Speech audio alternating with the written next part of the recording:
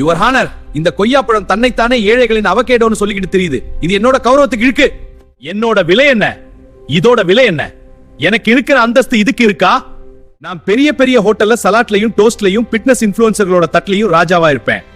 ஆனா இந்த கொய்யா தெரு ஓரத்துல உப்பு மிளகாய் தூள் போட்டு விக்கிற சாதாரண ஆளுங்க கையில இருக்கு.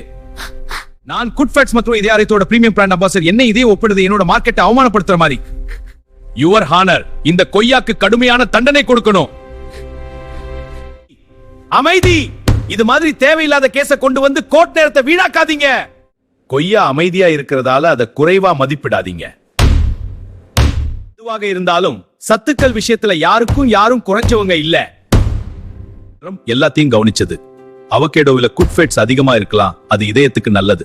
கொய்யா பழத்துல இருக்கிற ஃபைபர், நார்ச்சத்து மற்றும் வைட்டமின் சி நம்ம வயிற்று ஆரோக்கியத்துக்கு ரொம்ப முக்கியம். அவகேடோ திமிரால போட்ட இந்த கேஸ தள்ளுபடி செய்யறேன். கொய்யா பழம் எந்த குத்தமும் செய்யல.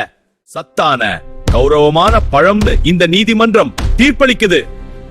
எல்லாரும் மறக்காம ஒரு லைக் போட்டுடுங்க.